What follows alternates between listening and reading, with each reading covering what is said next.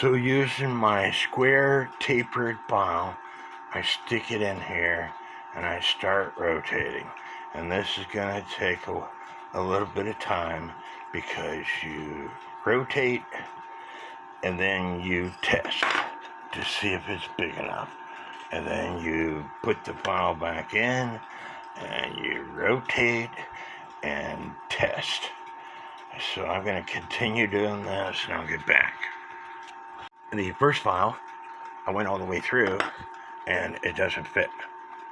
Luckily, I have another file that it's not a square file, but a triangle file, but it's tapered and I will be able to do the same thing.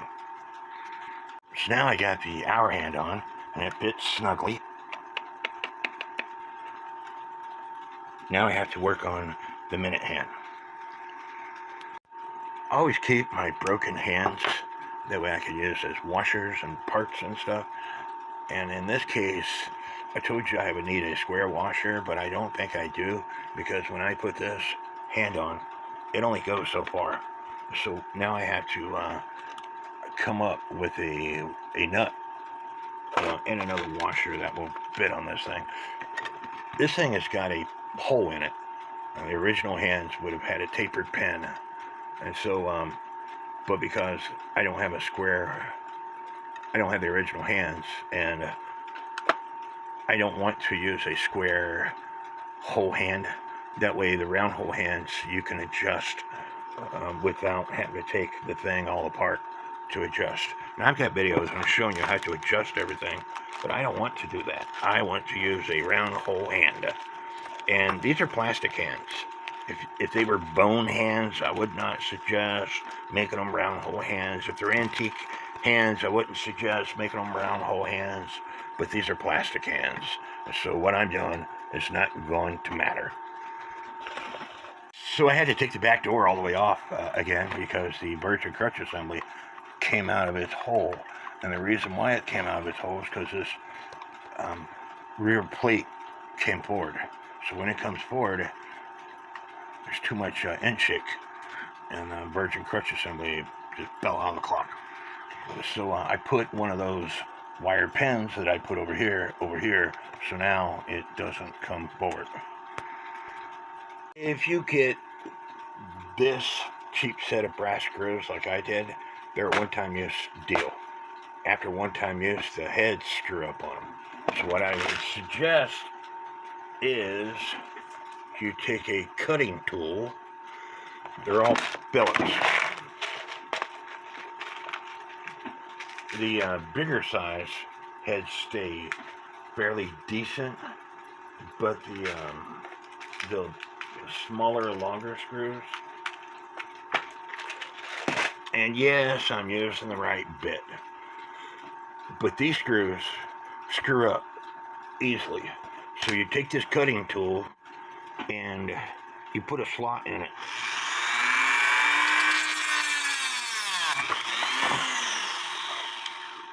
And don't hold it with your hands like I'm doing because it gets hot.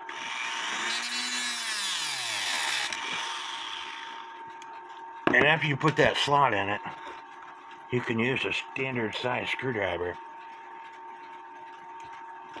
to take it out.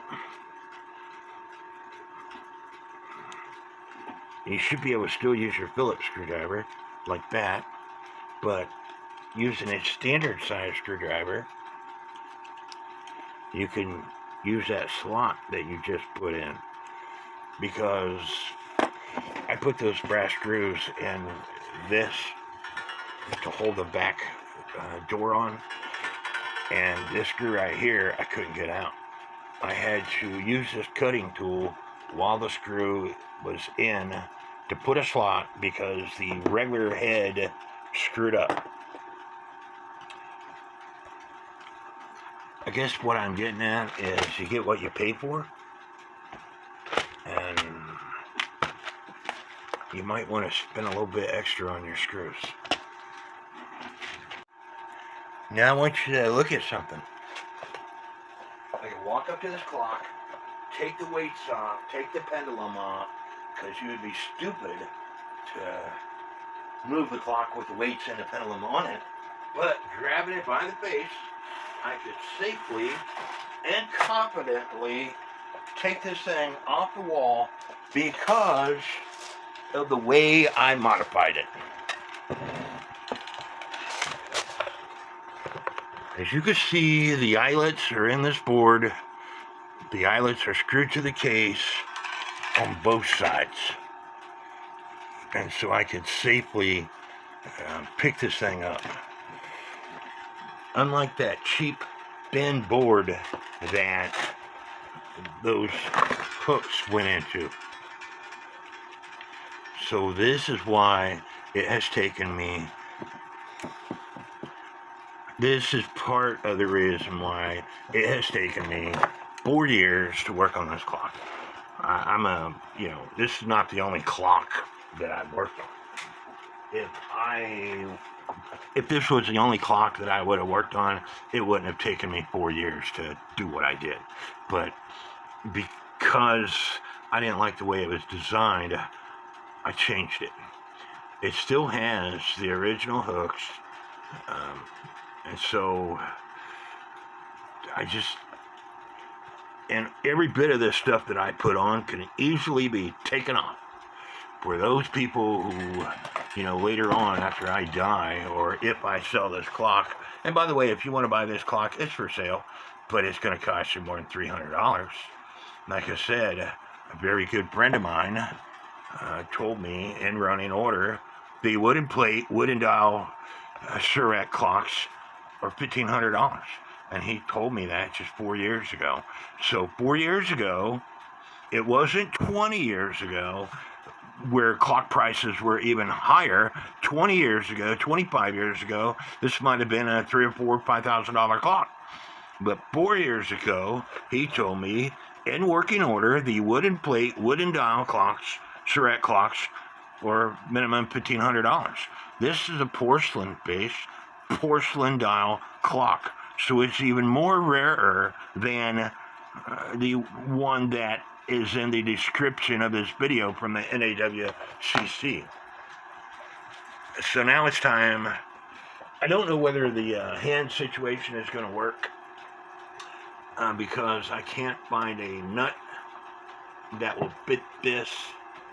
And so I might have to put a square hole nut minute hand on it.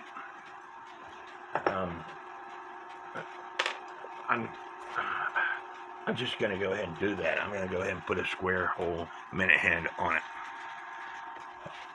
I found out hand that will work even though it's different color, and I cut the fishing line away and I put a bead of Aleene's glue around, so now I'm waiting for that to dry. 4 years ago when I bought this clock, I did not know Ron Rosenkrantz. Ron Rosenkrantz is the one that introduced me to this Aleene's clear tacky glue. It's clear, it dries clear, and it doesn't dry to the point where you can't get the product back off. And you no longer see my fishing line, so you can get closer than 6 feet. So I carved a leaf into my pendulum bob and I stained it with some stain. I'll tell you what it is in a second. It's not a great job, but it'll work. That's the stain that I used. Hickory Paraffin Premium Gel Stain. I was so close to being done with this, and I tested this prior to putting all the face and everything on. The hammers, that's the front hammer. With the weight on, it wasn't working properly, and it has to do with the wire that goes from here to here. Well, there's also that wire that came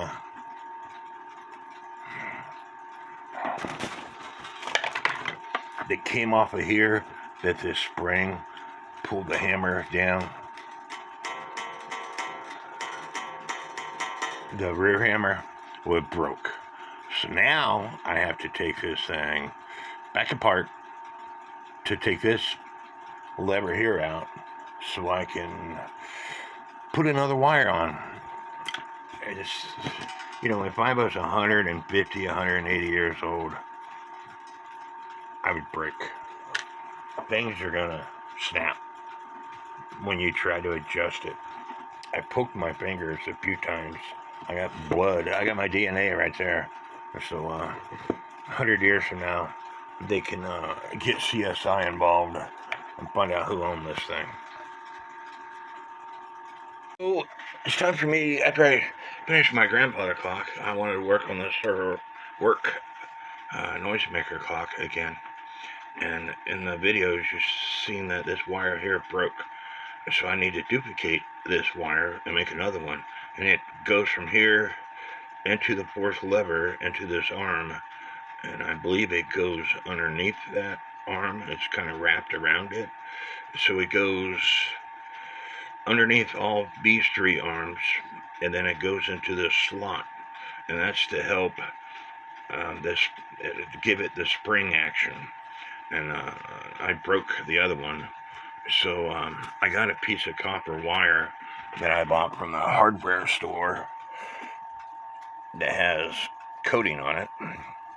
And it's about the same size wire, 12 gauge, 3.31 millimeters. I said it's about, I didn't measure it. So let's get to it. Maybe I should have measured it because the wire that's on it is 1.29 millimeters. But with it being a thicker wire, it should cause more spring action. Maybe. I could be wrong. The wire itself is 2.31 millimeters. So I need to cause a couple loops in this thing. So I went out to my shed and I found this screw. I have the top lever in for the top hammer. And I just want to point out, with every wire that you deal with, if it's going from underneath, make sure that it comes from underneath. If it's going from the top to the bottom, then make sure it goes from the top to the bottom. That's why it's important to take pictures, because it can change everything that you do. As you can see, this lever is got plenty of spring action to it now. And so if this wire here was going in a different route, it would not have that spring action. And so make sure that you take really good pictures and check out your pictures before you start a task like this where you're replacing wires, because the movement won't function if the wires are routed differently. In other words, let me get a piece of wire.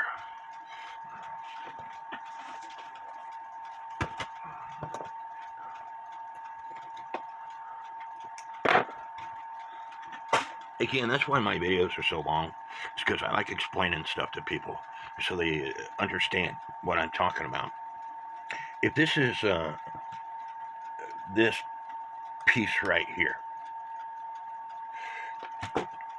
and in the picture, it shows it going from behind that piece and then wrap it around. If you were to put it in front of that piece and then wrap it around, it's going to change the way the clock functions. The same way with where this coil is up here on top. In the picture, it shows that the strand coming off the coil is on the left side of the coil. And if I was to put it on the right side of the coil, then instead of the spring going from right to left, it will go from left to right. So make sure that you follow your pictures, your diagrams. Cheryl Adair, she draws. She studies the movement and she draws every little section. If you have not subscribed to Cheryl Adair's Repairs, Her profile picture is she trains dogs, and her profile picture is her in camo out in the field because she's calling her dog. But if you have not subscribed to her YouTube channel, you're missing out a lot. She's a lot better instructor than I will ever be. She studies the movement a lot longer than I will ever do. She takes the time, and she's a fairly good artist. And even if you're not a good artist, as long as you can draw something and figure out what you drew as you're putting the clock back together, that's all that matters. But she will sit here and draw this entire assembly before she takes it apart. She might draw this post and how it's looked. She also takes pictures, but with her sitting and drawing, she's studying the movement, and that helps her recall putting the thing back together. Again, if you have not subscribed to her channel, you're missing out on a lot. She is very good at what she does. She took on a clock, a Waterbury double dial calendar clock with perpetual calendar. In other words, every leap year it changes from 28 to 29 in February, and she took the time to fix all that. I myself, when it came to a leap year and a clock was on 28 and it goes to the first, I would rotate the dial all the way around to the 29th. But not her. She studies it, she reads, she figures that stuff out, and she'll sit there and rotate all the way around for 4 years to and now granted, she's not turning the hands. There's you can change it in a special way. You'd have to watch her video because I forget, the book says what to do, but she takes the time to set it up right, or she doesn't give up. That's what I like. I take that back. That's what I love about Cheryl Adair's YouTube channel, and she's really good. There's a lot of people that's really good. I mention her a lot because I want her channel to grow and grow and grow and grow and grow, just like all the other people that I mention in my YouTube videos. I want their channels to grow. I want my channel to grow. You know, I take a lot of time and explain all this stuff and teach people, and I got people from all over the world that watch my YouTube videos and thank me all the time. So anyway, take really good pictures and put the movement back together. The wires, if you're going to create a wire, put it back together the way the pictures show, or it will not work. And, you know, as you can see, I had this lever off. And so I sat here and messed with this thing until I was satisfied. And of course, this wire is not where it needs to be, and that's why it's not springing into action. But I go one step at a time. And so, it's just me. With me pulling this wire forward, it's not springing back into action. This wire catches this next post. And so with me putting it in the right spot, it's the lever I was working on is springing into action like it's supposed to. So anyway, I'm going to finish. I was telling you, I go step by step by step until I'm satisfied with that step, and then I'll move on to the next step. That's what you have to do with cuckoo clocks. You put the movement in, you hook up one bellow, you make sure it works. And then you hook up the next bellow and make sure it works. Then you hook up the music box and make sure it works, or whatever. You go step by step by step. As long as you go step by step by step, and everything is working as you go, if there's an issue, you know which step it is. So the next step I need to do is this spring right here is supposed to catch a wire that comes out of this post. That way it pulls the hammer back down. But that wire broke off on me, and so I have to drill this out and put another wire in. The thing is 180, you know, it's made in 1830, something like that, 1850. I would have to look at my records again, but anyway, if you bend things too many times, they break off, and I was having trouble adjusting the gong hammers to the gong, and this broke off. It happens, but I know how to fix it. Okay, so I drilled off a hole.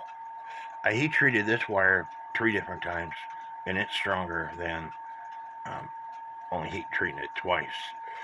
But now I want to flatten the end that goes into the hole.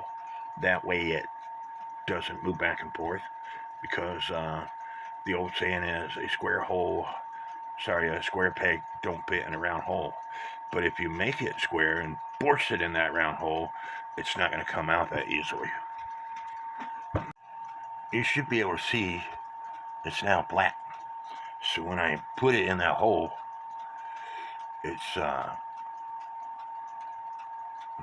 even the end that I cut, it was hard to get in that hole.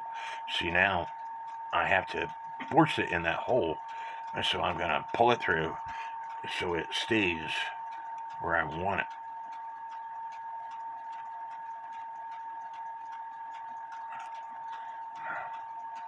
See, now it doesn't move back and forth. So now I got to look at my pictures and see how this thing was bent. Two things.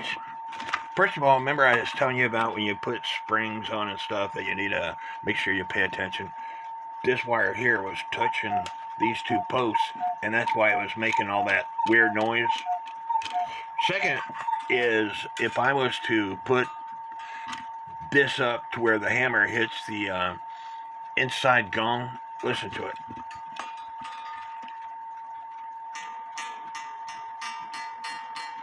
So it sounds good. Next, when I put this together,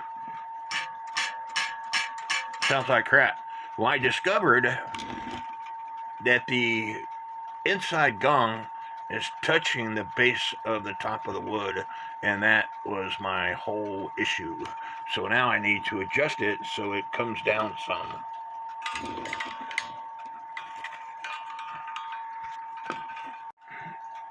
And for those people who don't believe that heat treating will harden the wires, this is the wire that I started with. You see how flimsy that is? Now watch me cut it. It's easy to cut.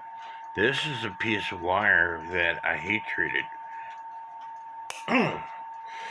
It was a little bit harder to cut. Again, heat treat, you heat it to bright red or bright orange, whatever color you choose, and immediately you quench it in liquid. I use water. Some people use oil. However, oil, if you watch Verge Fire, a series about people who make stuff using metal, they heat treat their stuff in oil all the time. Guess what? It catches fire. For what you're doing, heat treating it in water will be suffice. I don't know if you recall me talking about another clock where the lantern pinion, the cap that goes on it, doesn't have holes. It's the same way with this one. It doesn't have holes. I guess that's the way they made them back then. I have no idea. But anyway, it just has that cap and then the washer, and this is for the intermediate wheel, and then the tapered pin that fits in.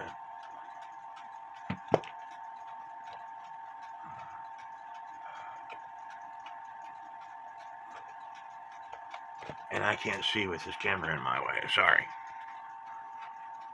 Sometimes you can study your pictures and study your pictures and study your pictures, and you just have to kind of figure it out on your own. This wire right here, which I'll show you in a second, looks like it's on the right side of this pin. It might be on the left side in this picture, but it kind of looks like it's on the right side. And when you zoom in, it gets kind of blurry, but this is that wire right here. And the whole purpose behind this wire, this lever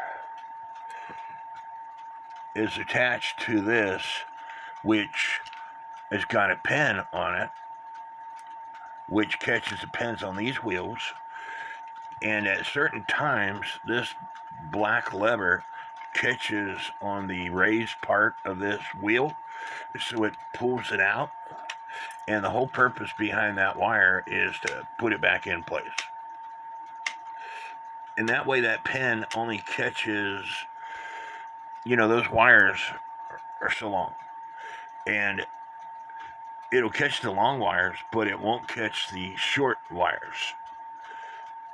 You see that? It'll catch the long wires, but they get shorter and shorter and shorter as it goes, so it won't catch the short wires. So that's working. That's falling like it's supposed to. The hammer is working. This hammer is working. And the reason why this hammer works is because of this spring right here. And so if this spring is not catching that well,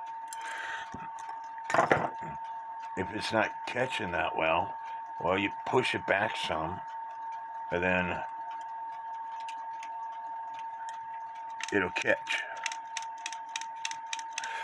So now the hardest part is adjusting the hammers to get them all lined up to play on the gongs. And as you can see, they're about an inch. The bottom one is about an inch away from the first gong that it hits, and the top one is an inch away, and it needs to go down an inch. So I'm going to do that off camera, and that's how I broke this wire to start with, is adjusting these hammers. This is the sound I'm trying to duplicate.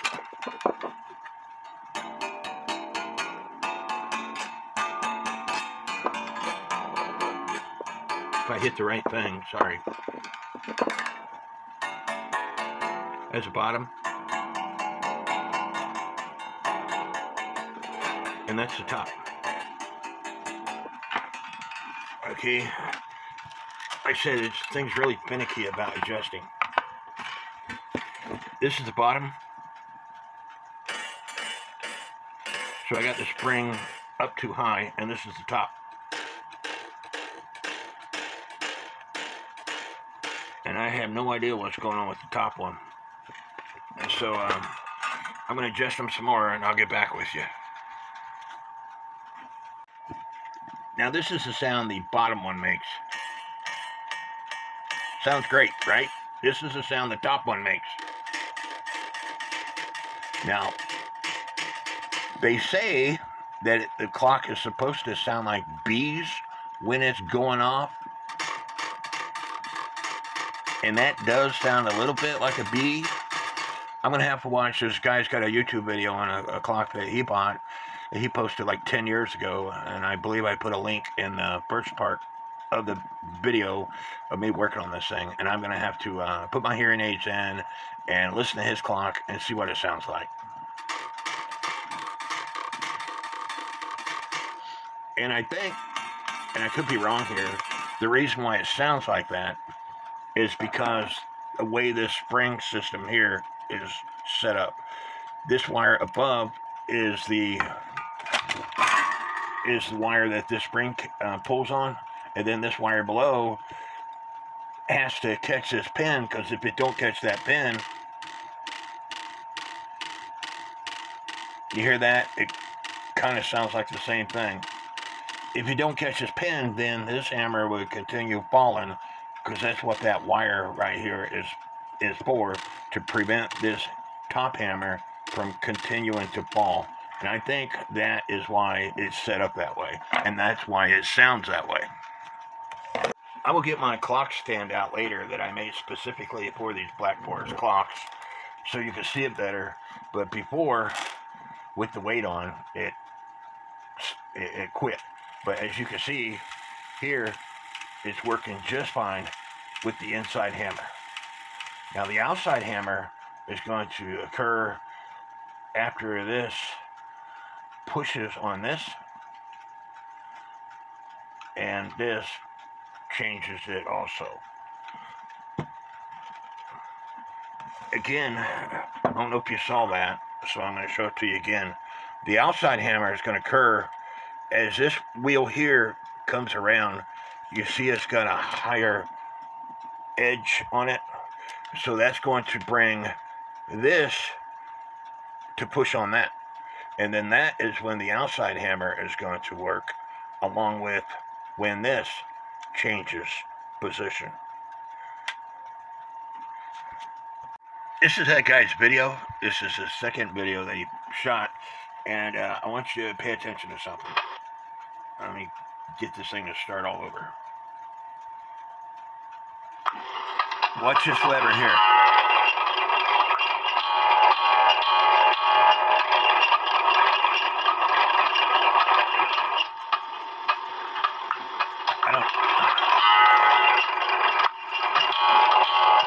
This lever here is the one that's moving. The top lever never moves in this video. I'm going to show it to you again. This lever, this third lever, is the one that moves. This lever here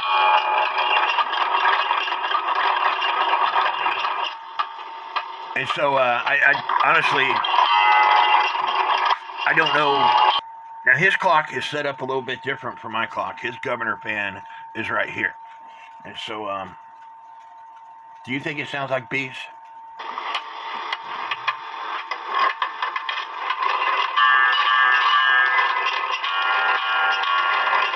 In this video, you heard two different gongs, possibly.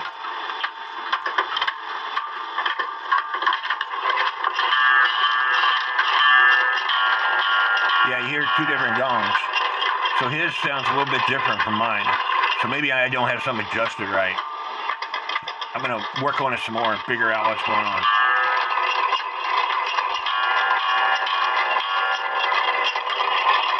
But again, his is set up different from mine. But the front of the clock is exactly the same. The movement is exactly... Sorry, the setup is exactly the same. The only thing that's different on his clock versus my clock is where the governor fan is. Two things. First of all, remember I was telling you about when you put springs on and stuff that you need to make sure you pay attention. This wire here was touching these two posts, and that's why it was making all that weird noise. Second is, if I was to put this up to where the hammer hits the inside gong, listen to it.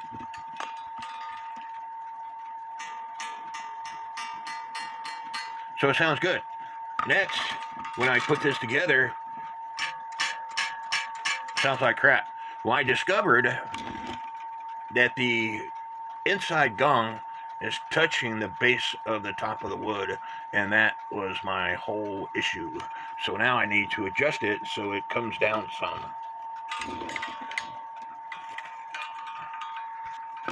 Now listen. Lower gong, upper gong.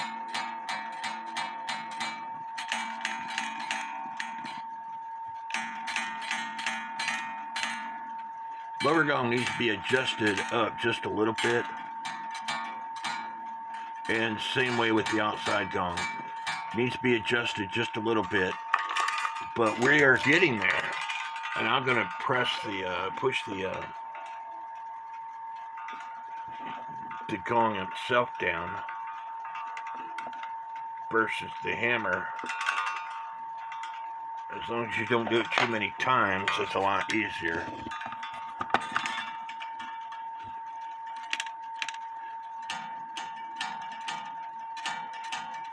Outside gong is good, but the inside gong, it's down too far.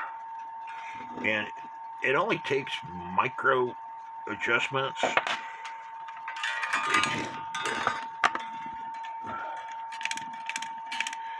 But not in this case. I gotta bring the inside gong up some more.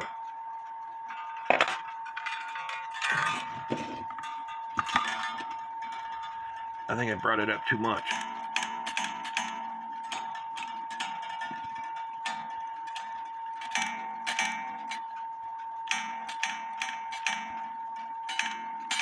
I need to bring it down just a tiny bit.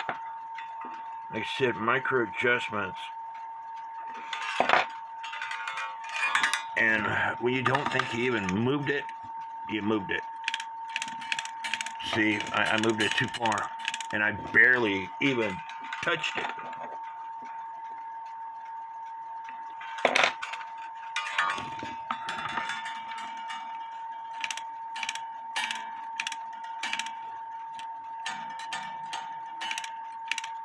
I still don't have the inside gong adjusted that much. Probably got it too up now.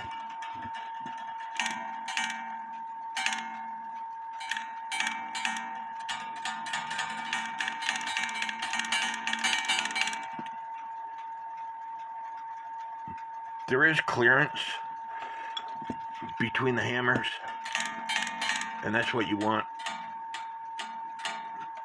You want clearance. I'm going to adjust it down just a little bit. Probably screw it up by adjusting it down.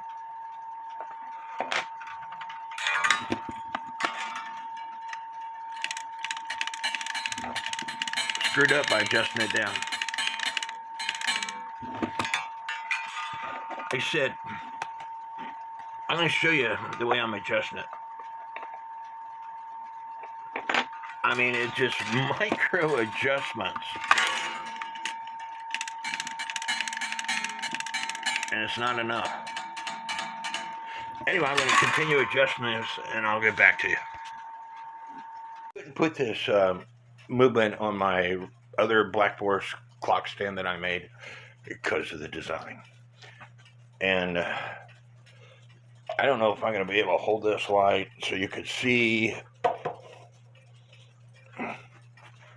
Maybe you could see, but the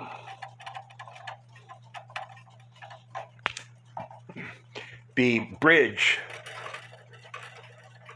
for the Verge, it needs a bushing. So I'm going to have to take all this back out and put a bushing in it. And the way they connect these bridges, there's like a nail here and a nail here. It's not allowing the... maybe you could see with me rocking the pendulum back and forth. Sorry, the escapement wheel back and forth. That the Verge is going up and down. So it needs a bushing / the bridges need to be secured in the case. However,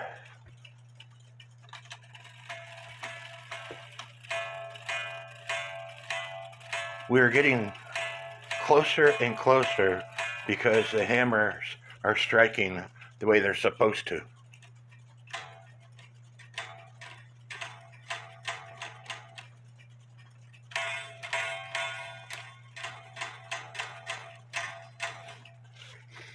Or close to it. And by the way, I use this board for another movement. I didn't want this clock falling in the floor. It is extremely rare clock, and I'm going to show you that again. So I put screws on both sides and used wires to keep it from falling in the floor. This is an NAWCC posting that I have in the description of the first of this video. But here it says, you're right, these buggers are most scarce. And further on down, it says there's a lot of buzzing noise. But down here it says, this guy says, Stevenson provided an answer box response. David Goodman's article, Whizzing Work, is packed, page 293 in the August 1988 bulletin. 5 pages. And it says, basically it tells you all about the clock. But again, this guy that posted this is deceased. But this posting is originally from 2008. So several years ago. And I will leave the description of this NAWCC listing in the description of this video, but you have to go down where this guy says I posted these 2 videos if you want to watch his videos on the whizzing clock. And put the movement on the stand that I made for these type of clocks, and I had to put a wire to get to the hooks to put my weight on. After looking at it further, there is some play in the Verge and crutch assembly, but I'm not for sure whether it's going to stop it or not. I just need to adjust the crutch some. Now, you've seen me do this before, and I'm going to show you again. The blue tape is a ruler. The pendulum, and by the way, I made this pendulum bob.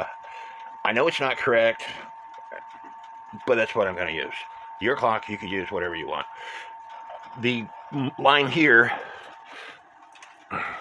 is the center where the pendulum is stopped right now.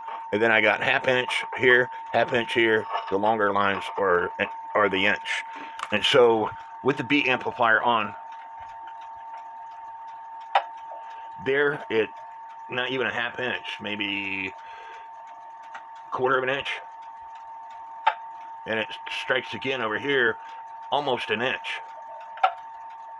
So what I have to do is bend the crutch so the foot, this is what I call the foot. What's the name of it? I don't care. It's the foot of the crutch assembly. What I have to do is bend the crutch assembly so the foot goes this way more and less this way. So let me do that. And I bent it too much because now, a little over a half inch on this side and about a quarter of an inch on this side. So I need to bend it so the foot goes back this way. Okay, so now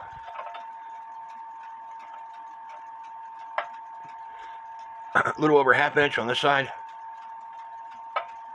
a little less than a half inch on this side.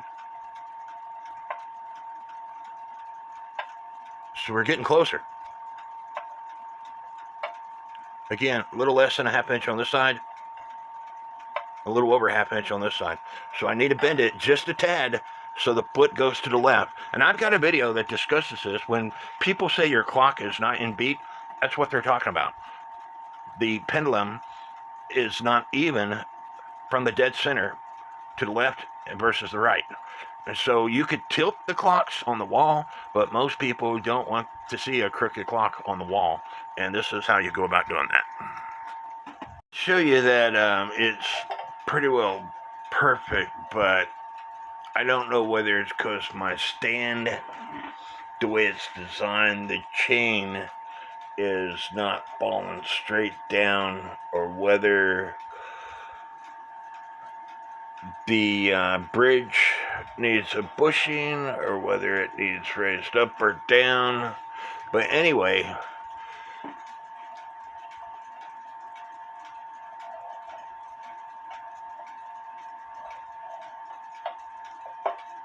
about a half inch on that side, and about a half inch on this side.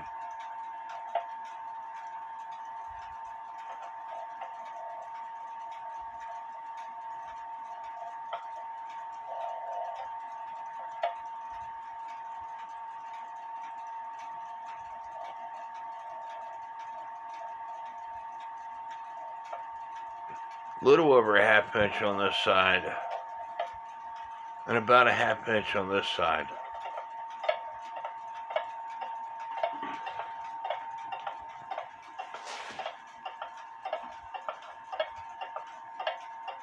But I moved the movement in the process of trying to figure out how to make that chain clear the board. So it's stopping right now, and I think a lot of it's got to do with that chain hitting the board. So I'm going to continue playing with this, but I'm just, again, I got a video that shows you how to do this, and this is how I basically do all my clocks when I put them on a stand, and I have capability of putting a piece of blue tape on it. Now with cuckoo clocks, one-day cuckoo clocks especially,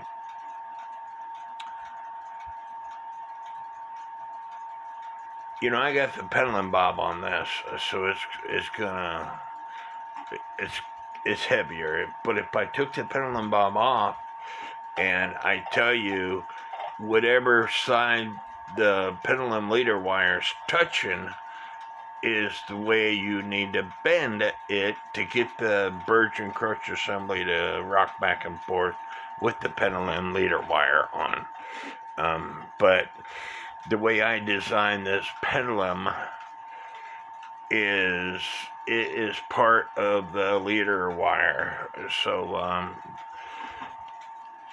again, I could take the pendulum bob off and test it that way. Last quick thing, you will see that I got wire wrapped around this post and wrapped around this bolt. Same way on this other side, I've got wire. I put a screw, got wire here, and got the wire wrapped around this post, and that way this movement is not going to fall on the floor on me. I would be extremely mad after dealing with this thing for 3 years, something like that. I would be mad if I broke this movement. I decided to look at the bushing wear. Now this is the Verge assembly on the inside plate. You see the tilt test? It fails my tilt test. So I'm going to say it needs a bushing. And this is the other bushing. You see how much it tilts? Some people say it should only tilt around 10%. But, you know, this thing is, if you're looking at a clock, it's pointing at the 11 o'clock. Right here's the 12 o'clock position. 11 o'clock and 1:30 position, maybe. Anyway, it tilts too much. Now the escapement wheel,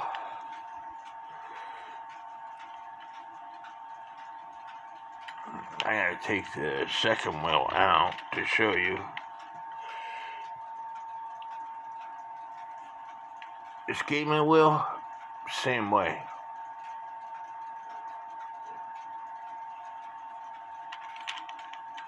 And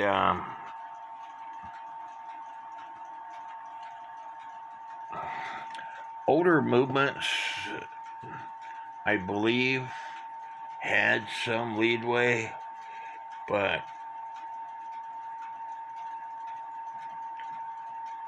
to me that's way too much.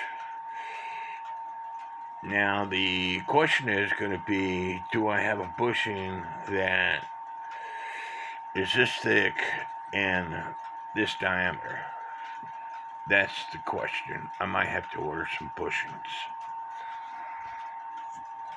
But I know I have bushings for the Verge assembly, so I'm going to replace, put bushings in this,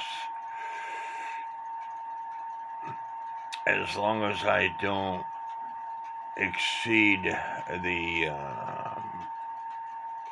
as long as I don't cut too much out. I might have to put a smaller bushing in, and that will fit this hole and broach out the center hole.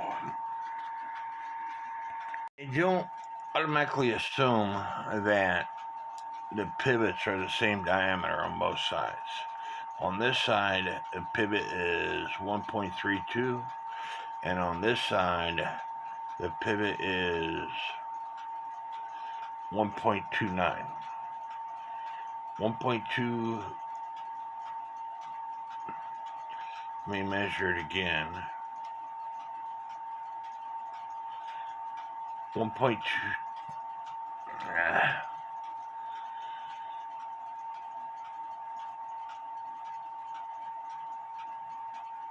1.31 and 1.24. So again, don't automatically assume that the pivots are the same. Again, this clock was made, I want to say, it was made in 1860. If you were that old, you would have parts that were not the same either. I'm not that old, and I know I have parts.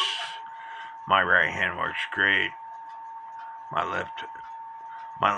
right arm works great. My left arm don't work great, and that's because I have a torn tissue in my left shoulder while I was in the military. But anyway, don't assume that the parts are the same. Always measure. Easy one first. Now the tilt test, it doesn't have as much slump in it as what it did.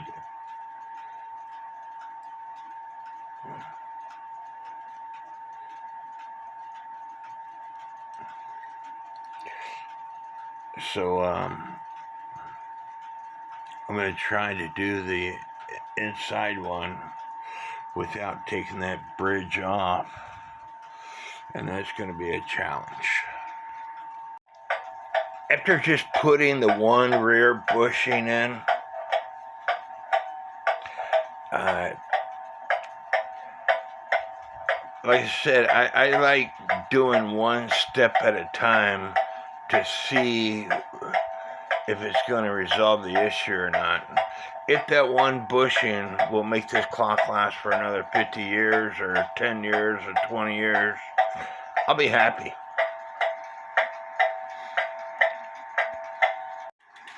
And with the pendulum leader out of the clock, as you can see, it's sitting there ticking away with my finger stopping it. It stopped right there. So it needs a little bit of adjustment. But again, I need to put the blue tape on and do all that. And with a little bit of adjustment, it already sounds better. And I made a special video. You will notice I got the chains in a box. I sit in a roll around chair going from this side of the desk to this side of the desk, back. If you don't put your chains in a box or a bucket, I guarantee you, your roll around chair is going to get caught up in the chains and you're going to be mad.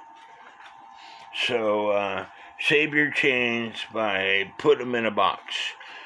It doesn't matter whether you use a roll around chair or not. If you use just a regular chair, put your chains in a box if you're working at a desk like this to prevent damage from your chains. No, I know it's not in beat, but I just wanted to show you something.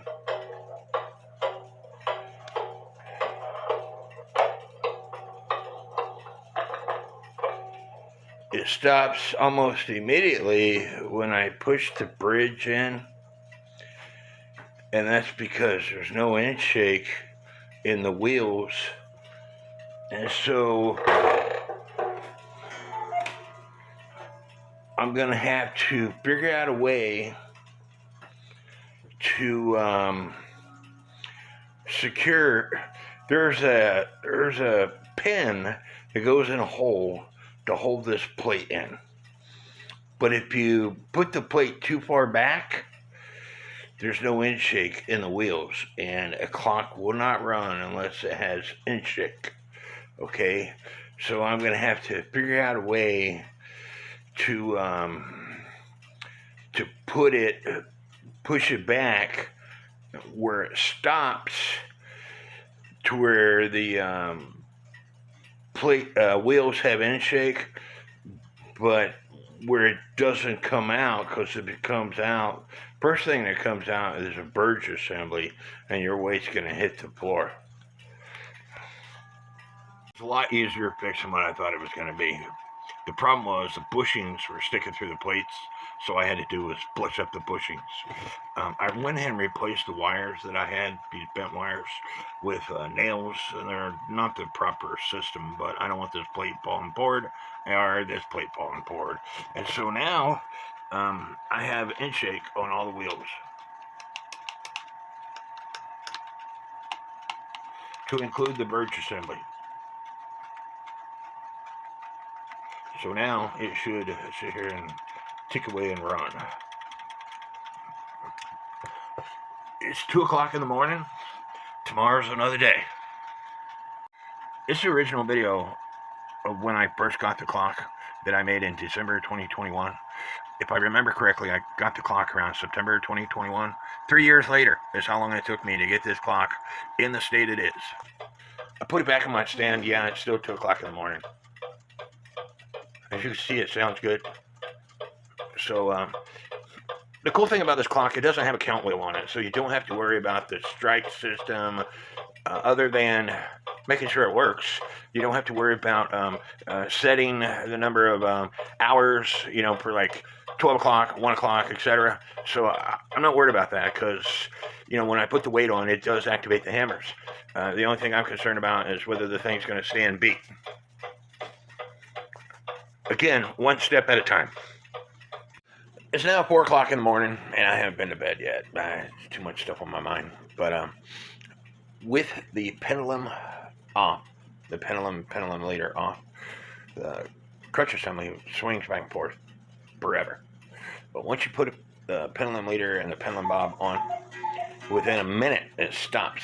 And I've got another video on this where I talk about the U loop and the B wire that the pendulum leader hangs on. They get flat spots in them over time, and because they have flat spots in them, the clock will stop. There's a reason why Time Saver sells this stuff. It's not because people lose them, it's because they get flat spots in them. I need to order some more parts from Time Savers. But even this clock here has got a U loop and a V wire that the pendulum leader hangs on. And so I'm going to try to make some. But right now, my back is killing me, so I'm not going to make it today. But I've got other clocks that same thing happened. Antique Black Forest clocks. My Postman's clock. It'll run for more than a minute. It'll run for maybe an hour, and then it stops. And I think it's the U and the V wire have got flat spots in them. I've got another Black Forest clock. Same situation. So anyway, I know this video is going to be another long video, but I'm just trying to explain to y'all what to look for if you're scratching your head and you're like, why is this not cooperating? It's a lot easier to replace. Again, this clock was made around 1860. It's 170 years old. And after 170 years of this thing swinging back and forth, it's going to rub a flat spot in the wire. And once it has a flat spot in the wire, it's not going to work properly. It's a lot easier to replace those wires than to take this movement all apart and try to figure out what else.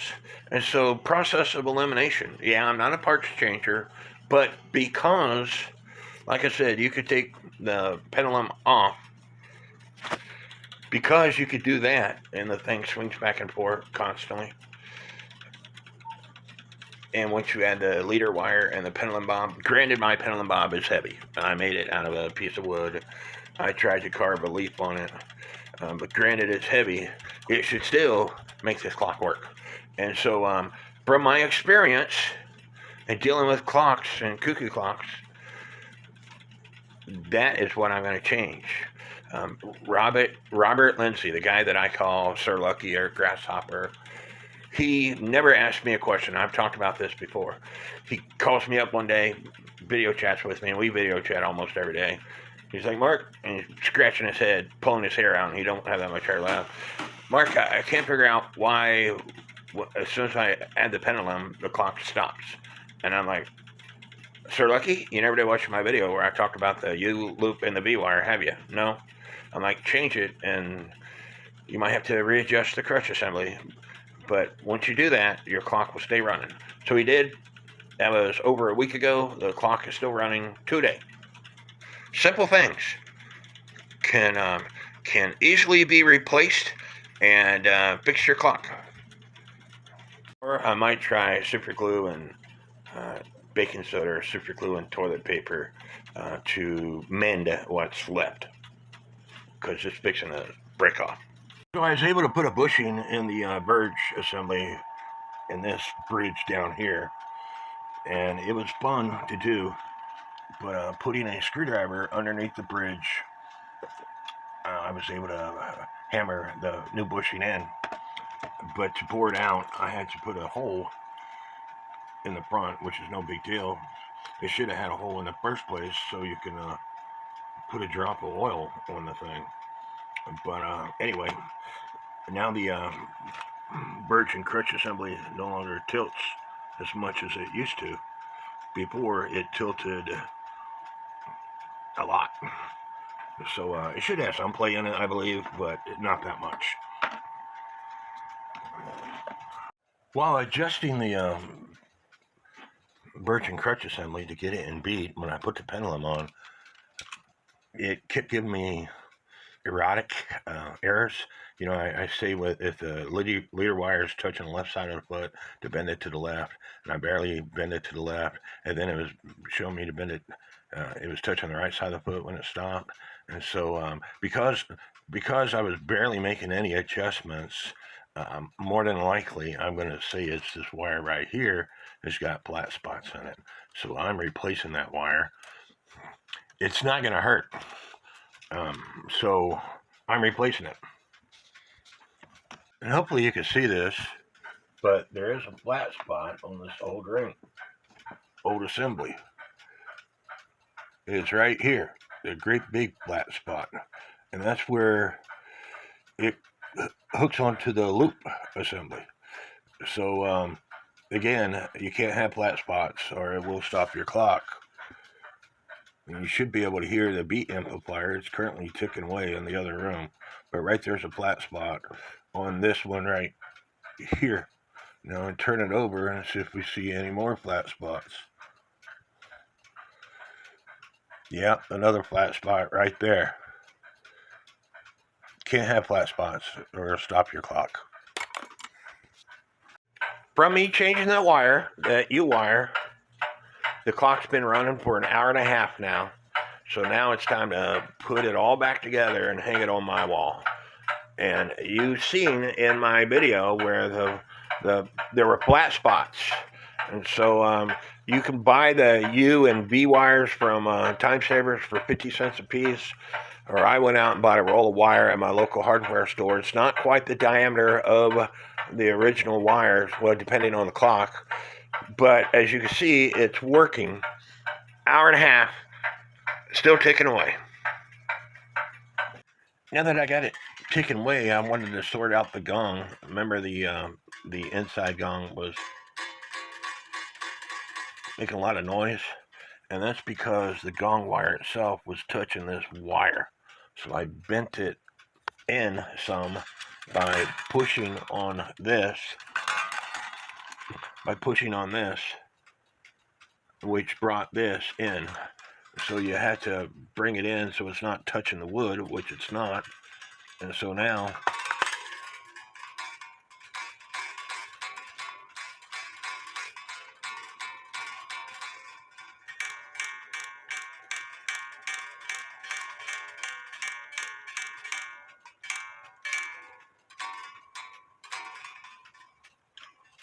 I think I need to push it down just a little bit.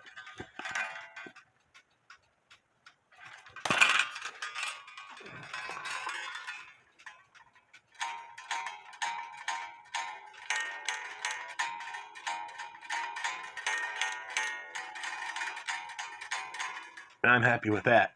Now it's time to put this back plate on. So I was putting some hands on and adjusting the the hammer here when I noticed that the Verge assembly came out, so I had to start all over again to put it all back together and make sure it's ticking. Sometimes clocks can be a pain in the butt. Now, out of the blue, the inside lever is making a racket, and so you can't hear it when it hits the gong. I know what it is. It's a wire hitting this wire that stops this lever, but that doesn't make the noise that this does. So now I got to figure that out.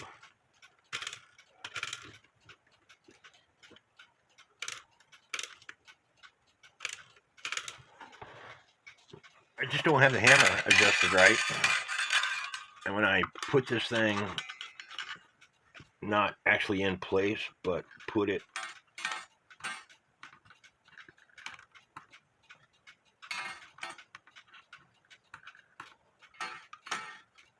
you start to hear that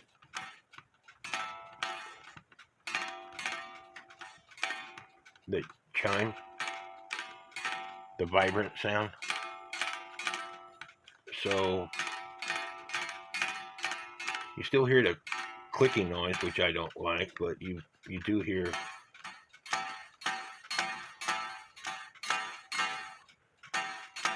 what it's supposed to make. So I just got to adjust the hammer some more. This was a pain in the rear.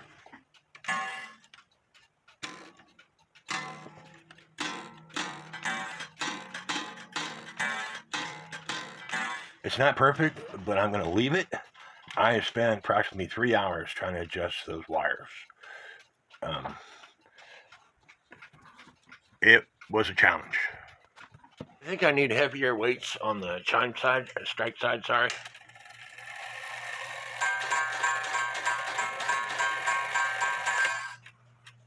But it is working.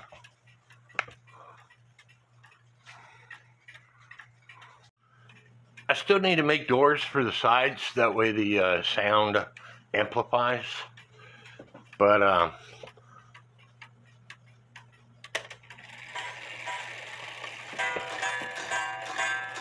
put a 1,500 gram weight on it. Hope y'all like this video. This is going to be the end of it. Please leave me comments.